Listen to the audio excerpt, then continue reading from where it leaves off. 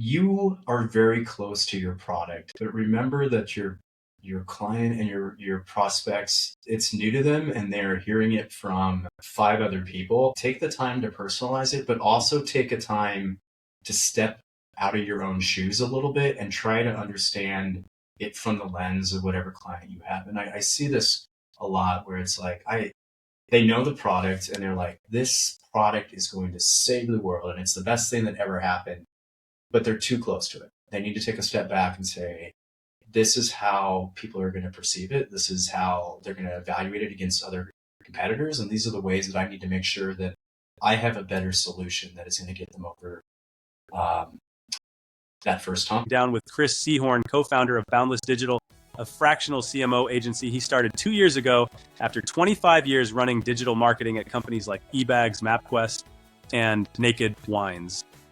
Chris has a perspective most people don't. He walks into multiple companies at a time, evaluates their tech stacks, and figures out what's broken fast. So when he talks about what vendors get wrong, he's not guessing. Seeing the same mistakes play out hundreds of times from the buyer's seat. And in this conversation, we get into what actually gets a vendor meeting, why most demos lose the deal before the second slide, and why conversion rate is almost always the fastest path to proving value in a new engagement. There's also a tire store story that I think every e-commerce brand needs to hear. Let's get into it. Good, Sean. Thanks for having me on.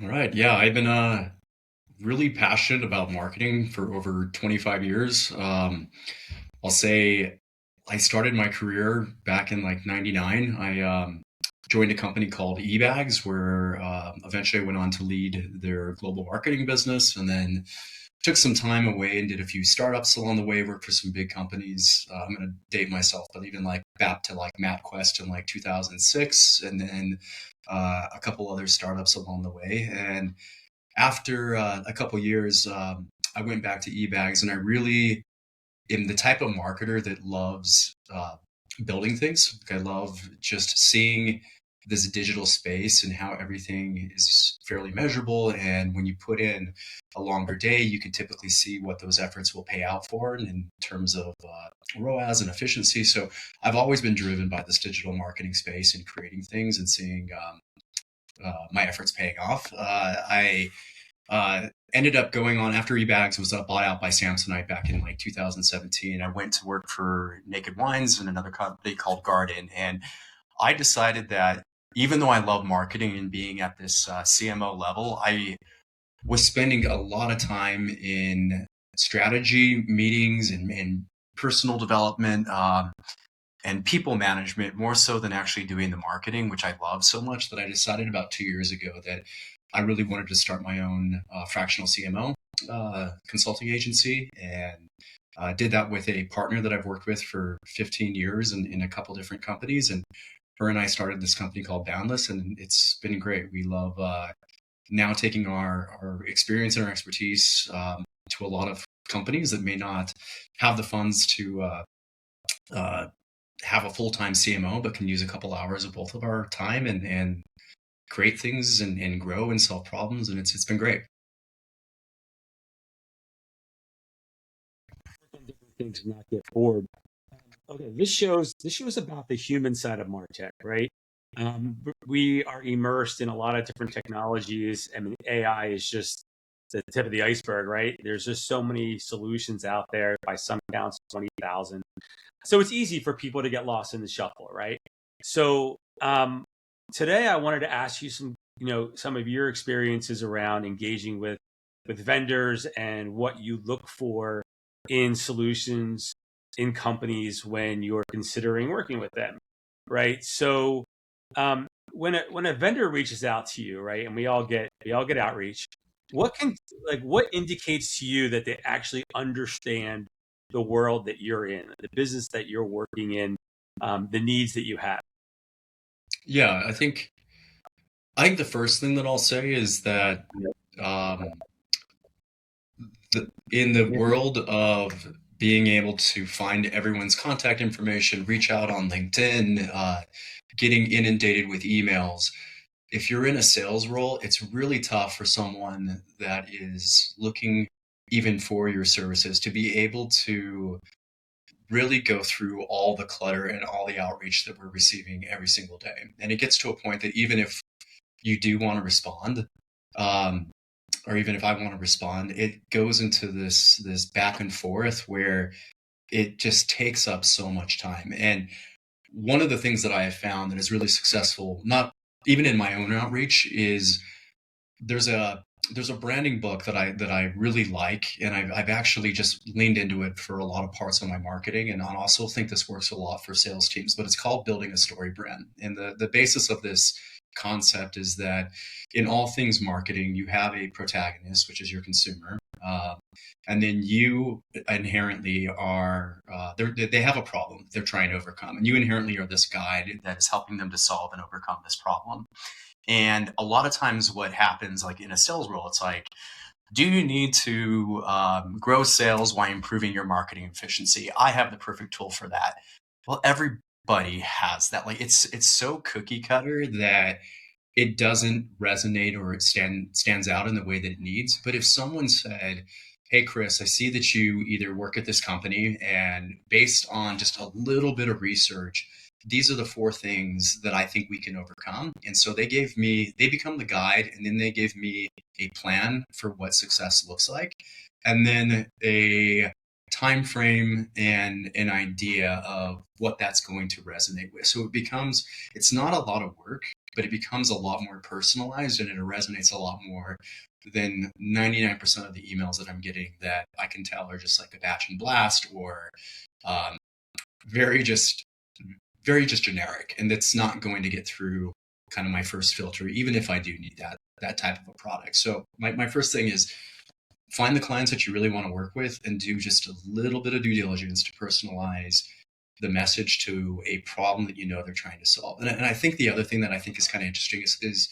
salespeople are getting really creative, and there's a little bit of a creep factor where they're doing research and they're finding the name of my dog. They know vacations that I've been, like things that I don't post publicly, and then they'll want to talk about it, and it's not things I'm putting on LinkedIn. So I'm like, you guys are doing research that's creeping me out, but I would rather you do the research on the company issues and spend a little bit of time. But I think the disconnect is sometimes salespeople are sort of, they have a script, they have a boilerplate deck, and it's like what they present, and it's kind of the same for a lot of their outreach, when really what we're looking for is personalized communications that are trying to solve a problem that is real.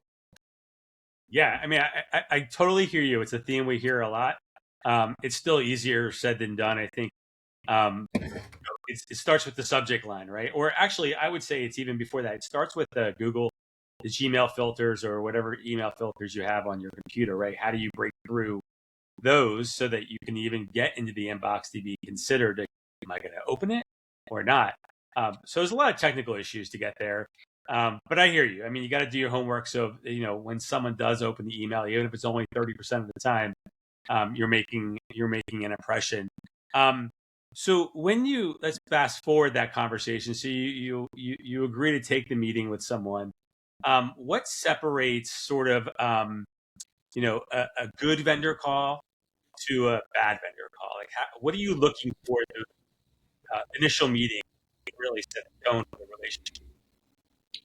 Yeah, I think once you have your foot in the door, this is a really important time to shine. And I applaud anyone that has that first foot in the door. And what I would say is that's where what I find is separates the good from the bad is when um, it's a presentation that is just like throwing the entire kitchen sink. And I think it's okay to say, this is the capabilities of my product and this is what we can do. But if you don't sort of refine it just a little bit to say, this is based on what I'm seeing and some of the things I found, these would be, even though we can do these 20 things in my presentation, I'm going to focus on these top three, and then I'm going to show you some of the capabilities of those. And if they're interested, you can dive into it. But what I see is and I see this a lot with representing a lot of different clients now, is that they glaze over and they see like if there's so much information, it's like analysis paralysis, and everyone's kind of saying the same. And we feel like we're kind of cutting through the BS and saying, okay, what is sales speak versus what is this thing actually able to do? And the other key thing is really detailed. It doesn't have to be in the first demo, but a follow up with use cases and detail summaries is important, because at face value, everyone can create a beautiful deck. Everyone can uh, make their product look amazing. But when it really comes down to the use cases and the step-by-step of how this is going to work, that's really what we want to see. And getting through that without having a 2-hour meeting or a really significant onboarding is important, because time is money and we're all trying to move pretty fast. So what I would say is it goes back to personalization, but it also goes back to trying not to speak so high level and throwing the entire kitchen sink, to really kind of focus on a couple things that are really going to matter and be very specific about those things. Yeah. So in your role as a fractional CMO, you're sort of a layer in between the vendor and the client, right? So and personalizing that presentation for you as that sort of fractional person is different than personalizing it for the client, right? Because you're looking over 2 or 3 different clients at the same time, and that changes, every so often. Do you ever work with the vendors to say, look, before we get on the call with my client, I want to give you some information to help you focus your conversation with the client to make sure that it's a good use of time? Do you have those kinds of talks? Yeah, I think just for me is I don't want the vendor to be pitching me as an agency. I want to, like, the way that I look at it is I'm an extension of the teams of the companies that I'm at. So I'm an extension of their marketing team, and I'm evaluating their tech stack and their solutions as if I was a full-time employee, a full-time CMO for that company. So looking at it that way, I have them pitch a specific company, and I think it's really important that the vendor, before they get in front of my client, I try to really make sure that the vendor understands what my client is looking to see in the problems that we have. And so this is a part that even before uh, the demo, knowing what the requirements are and having a little back and forth with like a decision maker or a key stakeholder in the company is good, because before I want this vendor to represent, I want them to have like a professional, good experience. And if I'm opening the door to my clients, I want the presentation to be good. And so I also know that I don't want to waste anybody's time. And even if I wasn't a fractional CMO and I was at any of my other companies, I don't want to waste my tech time, my employees' time, my boss's time. So I'm going to take just enough time to make sure that this demo that's being presented is going to be as good of a presentation and resonate with the audience than to just have a boilerplate where everyone walks away and says, why did I just waste an hour of my time? So I think it is important that you ask questions as a salesperson ahead of time to a key stakeholder, and that helps you to personalize the demo. And there's been even some recent use cases where there was a demo that was scheduled. There was a demo that was scheduled with one of my clients last Wednesday, and I talked to the person and said, this is exactly what they need. And she asked, will you give me another week? Because based on what you're saying, I don't want to walk in and fumble this one. I want to make my introduction really, really matter. And so we're going to do it tomorrow instead. And postponing it a week was fine for this client, and it gave her enough time to really make it a much more impactful presentation. Because I can assure you, if she didn't do that, it probably wouldn't have had a second meeting. So it's important to take that time and make sure it's going to resonate with the problems that this client is supposed to solve. That's good. That's good advice. And if the person can't give you the time, or there isn't enough time, even just an email with some questions, right, or a form with some questions, just to get some color on what is top of mind for that client. Okay, so in the fractional role, which is, not that it's new, but it's becoming more popular, and you're walking into different companies on a somewhat regular basis for the first time, trying to understand what it is they need from you, right? Or what it is you can help with.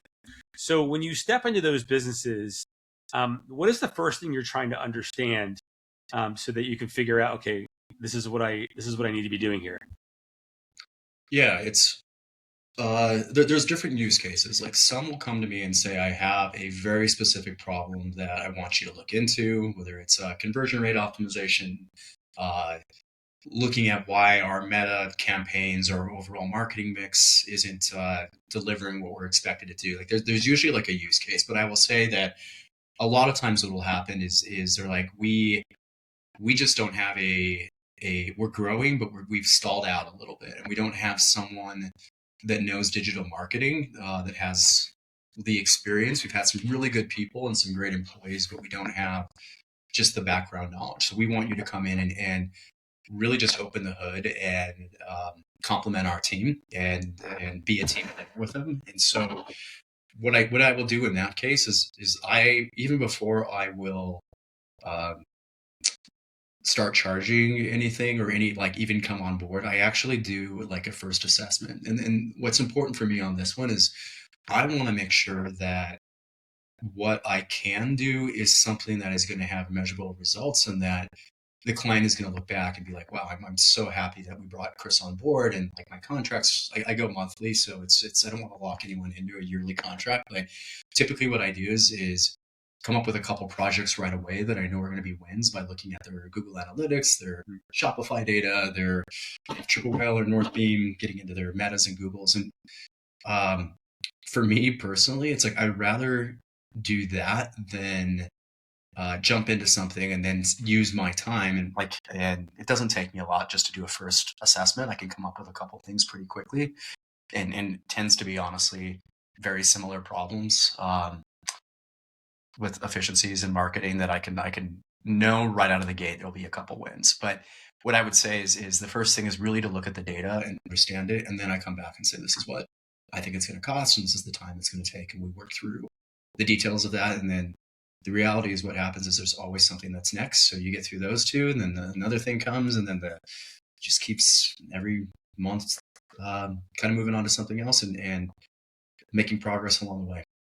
Yeah. So I know a lot of people have their favorite solutions in a particular category, but when you walk into a new client, how do you decide, should I optimize the tech stack, or in terms of like, okay, they have some partners in place, we're just going to get them working better, or there's one or two that need to be removed and another one added in.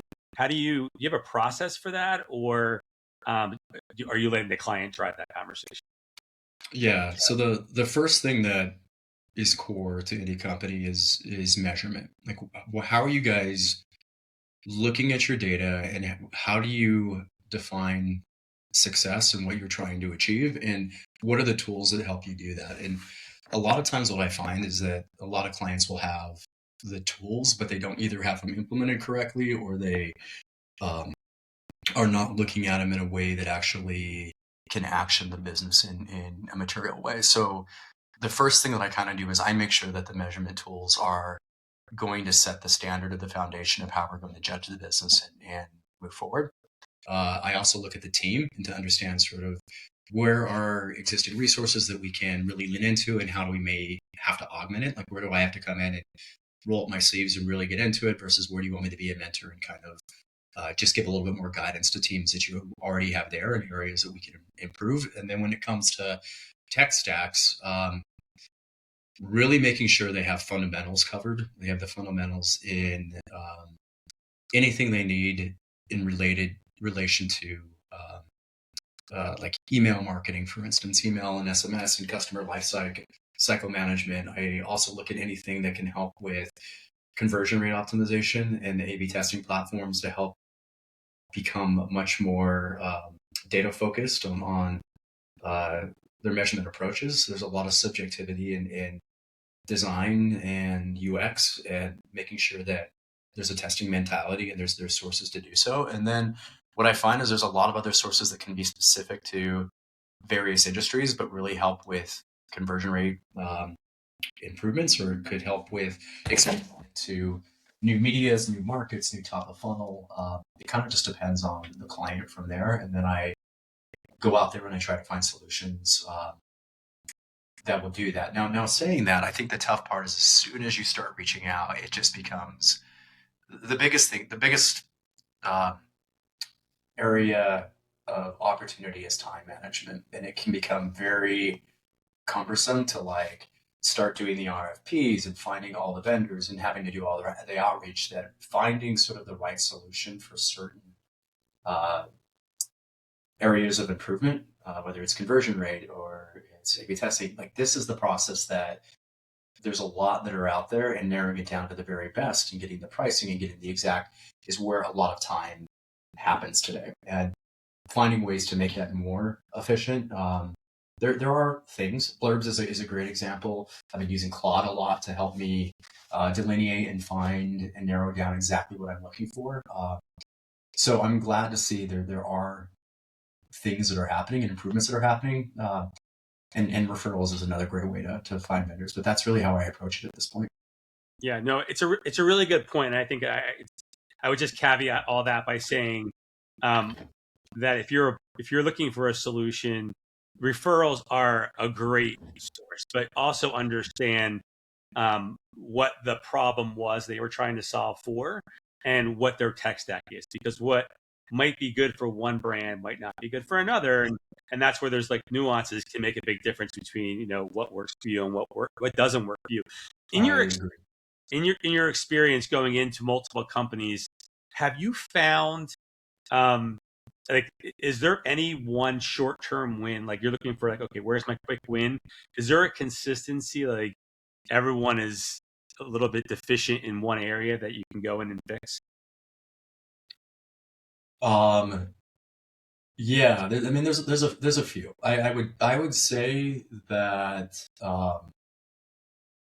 in email marketing, everything from like uh, sometimes what I find with clients is there's like a little bit of a set it up and forget it mentality where you put like a an email capture and you have various embedded places for like email and SMS capture throughout your website, but you don't really go visit it and look at what does this mean? Like, is it hurting the customer experience because you're having a pop up before they even get there?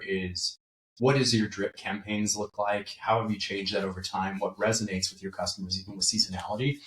So I have seen that even going through and looking at customer, like the whole customer experience from acquisition all the way through building a loyalist, like in a tool like a CMS system or a customer relationship management system like Klaviyo or Attentive, you can really make a lot of pretty quick wins right away. The other one is conversion rate. That's the tide that lifts all ships. That doesn't take a lot on looking at the full customer pattern and experience to actually improve someone's conversion rate. I shoot for trying to have like a 5% improvement on key pages, whether it's like homepage to product detail page to cart, because if you're trying to shoot for a 50% improvement on one page, it's a lot more difficult than just a 5% here and there. But by the time you get through checkout, that's a pretty significant. That can be a 25 to 30% lift in conversion rate. And when it comes to companies that are spending millions of dollars in marketing,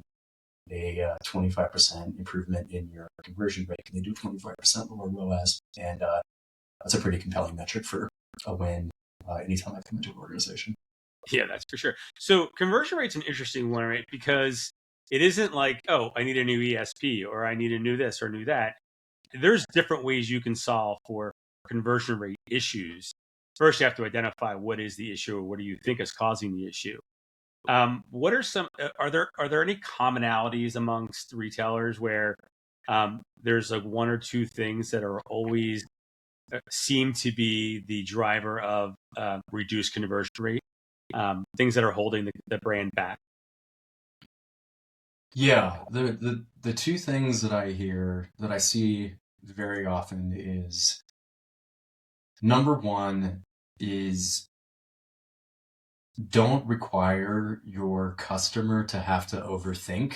Let them like simplify the process as much as possible. And I mean, there's just a great so many like use cases that customers enjoy an experience if they have familiarity and they can just kind of go through it and not have to read a ton. People process visuals and images 10 times faster than reading text. So one of the things I see is there's so much text and it's pushing everything down the page and you're trying to say everything about a specific product or service, that you lose the core thing that you're trying to say. And you still can say a lot, you just got to organize it a little bit differently and have primary and secondary messages. So that's the first real piece. And then the other one is really understanding kind of where your how your customer journeys are in your measurement platform. So what is happening with people that are coming in from your paid channels? Where are they landing? Is that the expectations that you would have? Like, a lot of people just send all their traffic to their homepage, and a lot of times, if you're talking about a specific service or product, there could be a very different landing page that you have just for that specific traffic that's going to convert a lot better or get them to the next page. So I find that looking at your messaging from your ads and where they're coming from, and then understanding everything from that first page experience all the way through the product detail page to the cart, and then through checkout is huge. There's so many people I know that are like, we have a leaky, our checkout is terrible. We're not getting it through cart to checkout. And a lot of times what that is you're causing a person to, once they add to cart, to not want to continue to check out. And the biggest part of that is there's coupon confusion, there is pricing that they're checking, that they're not like ready to pull the trigger. There's not confidence to sort of move forward in terms of warranties or free shipping or anything that kind of like makes them stall out. And the other thing is, it might just be seasonal. Maybe like a lot of times people use their carts now as wish lists, where if they're loading up for this happens a lot with Black Friday, is that early November people load up their carts because they know that a Black Friday offer is gonna be coming. And if you're loading up your cart on the 18th of November, you're like, I'm just gonna wait a couple extra days because the Black Friday deal is likely going to be better than it is today. So you just sort of have to say, okay, I need to build this upper funnel. I need to make sure I'm capitalizing on less expensive traffic that is coming in now that is going to convert a little bit later. And understanding that consumer behavior is really important. I call it like just like a delayed conversion. And it happens with almost every client that has an AOV above, like I'm talking like $40. People sometimes need to like look and have decision fatigue, or they're on their phone and they're like, I just don't want to pull the trigger yet. How are you getting them back? And then how are you making sure that you understand that data so that you're prioritizing your acquisition strategy on a longer term basis? Yeah, you just struck a nerve. Yesterday, I was trying to buy some tires online, and I went through this whole process. Had to find the right tires. You ever bought tires? So many different sizes. Yeah. And I get to the checkout, and it was like they were on sale, and I didn't want to lose them. And they wanted me to log in or create an account before I could even convert. I'm like, why not just have me convert? I'm going to give you all the same information anyway. My address, my phone number, all my credit card, and then ask me if I want to create an account, or just automatically create an account, right? And then the next time I log in, put my email address, and then send me a 2-factor authentication. Like, make the process easier. Make the process easier, yeah. Don't make me stop and have to figure out passwords and do I already have an account? Because then you put in your email address, like you already have an account, and I'm like, I don't know my password. It's like, I just want to check out. I just want to give you my money. Take it. Yeah. You brought up a good point earlier when you talked about your behavior as a marketer has changed. You're using Claude, you're using blurbs to find solutions. Are you seeing the consumer behavior change? Because they're using some of the same tools, right? They're using Claude, they're using ChatGPT. And then when you go shopping, you still have this like 1999 experience, right? On a lot of e-com websites. Are you starting to see consumer behavior change? In other words, are you starting to see with brands that are evolving their experience do better than the ones that aren't evolving? What does that look like from a shopping experience perspective? Yeah, I know everything, like the buzzword of everything AI is, I would say that it is more of a buzzword and super widely adopted by consumers. And of course, there's going to be innovators and person that are leading the charge there. But what I would see is fundamentally anything that you can do to make your shopping experience more consumer friendly, more personable. So AI has a lot of tools that help consumers improve that experience. And what I'm seeing with um, the ones that the e-commerce companies in particular, the ones that are winning, are ones that do AI recommendations really, really well. So they know what you buy and what your sort of behaviors are, and then they can recommend it. And then the other ones are ones that can kind of lean into how AI plays as a customer assistant throughout the website experience without feeling like AI or feeling intrusive. Like it's more like I'm there if you have questions. And um, what I have seen that has really changed is I used to like AI bots used to be pretty impersonal and not very refined. And what I'm seeing now is that there are ways where like a live chat of a customer service rep. There's a couple places that I shop and I've worked at where um, having like we would staff lots and lots of people to answer very similar questions that were coming through AI chat because we knew that people wanted to talk and wanted to ask questions. But what we were finding is a lot of the questions were becoming very much the same, and that the agents were starting to have just canned responses to make them a lot more efficient. And then the agents started sounding almost more like a bot than the bots themselves. So what I'm finding is there's a couple bots now that really do they don't try to act like they're a human. They say, hey, this is I am an agent, I'm a bot, and if you need to get a live person, I'm going to make sure that I hand it off and answer questions. But what I'm finding is a lot of people are like, wow, instead of waiting on a live chat for a response for 5 minutes, I can get exactly the question I was trying to answer for something that's very specific. And there's questions I have. It's like, one was like, I fly Allegiant Air half the time out of my small regional airport. Does this bag fit luggage restrictions for that?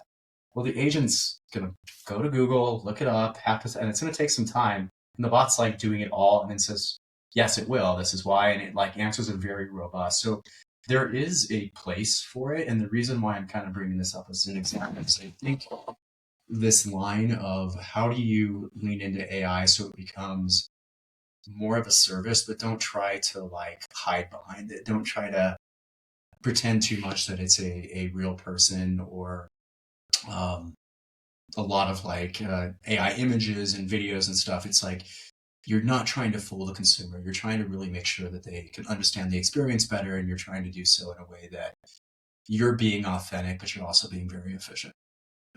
I used to think that the only thing worse than talking to a live customer service agent was talking to their bot, because it was just like it didn't understand me. It didn't speak natural language. But I've experienced some lately that have just been tremendous.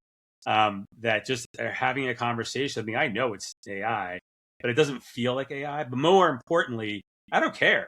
I'm getting the answers to my questions and it's accurate, right? Because when you think about it, that AI, that agent can process data much more fast than a human brain, right? So if it can process my questions really fast, find me an answer, give it back to me, I can convert faster, right? This plays right back into your conversion rate optimization.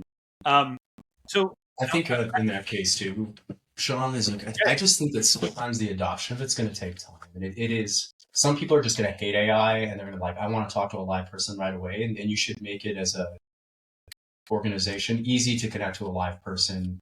But it'll take time. Like I remember when self checkout was first starting to become a thing. Like people were frustrated, like I don't know how to scan this, and like I remember like being in a self checkout line where people were like grumpy and yelling, and now I go to like my Sprouts and they have one checkout counter and all the rest are self checkout. So it's like it adapts and people like will learn it and like want to lean into it, but it may just take some time and give people the opportunity to have choice. well, I think in that instance, they force people to learn it, right? Because your Yeah, choices were do it yourself or wait in a long line, right? And so, yeah, you exactly. find that balance. Um, so I have a question for you about when a brand buys software or a SaaS solution, um, what what causes it to succeed or fail? Like, what are the key things to make sure you have in place as an organization to make sure that you're not wasting your money or time on a solution that you really need? Yeah. So the number one thing that I see that fails with a solution is you don't have a internal champion in the company that is going to really lead it through success. And then the second piece that is so closely aligned with that is a definition of what success looks like. Like you come in and you say, the reason I'm doing this is I'm expecting X, Y, and Z to happen, and these are the reasons why. And you have a roadmap of how that is going to be, but you also have a champion internally that there's a name that is held accountable for the success of that platform. I see that happen quite a bit where it's like, let's implement this, we need it, but then nobody either does the training or they fully don't utilize it at its capacity, and it's not going to be a good experience for the vendor or for the client. So really to kind of come in and say, what does success look like, and define it in like chunks of time, and how are we going to track that, and who's going to manage it? Those are the key, and those are the critical pieces. And of course, when I've seen that happen, by the time you get to evaluation, it usually sets both partnerships up for a much better experience and success. And of course, there's a couple anomalies where you start not seeing the value after a period of time, but for the most part, those are the things that I make sure are happening on the vendor integration. Yeah, for my time on the vendor side, I think it's really important to make sure you're checking in with the customer on a regular basis and that they're happy and they're actually using the product to the fullest capacity. Otherwise, because if they are, then it makes it really hard for them not to live with it, right? But if they're not, then you're going to have churn. So I think that's some good advice. Moving on to the sort of final phase of our conversation, Chris, if you could give vendors one piece of advice in terms of selling into an organization or a fractional CMO, what would that be?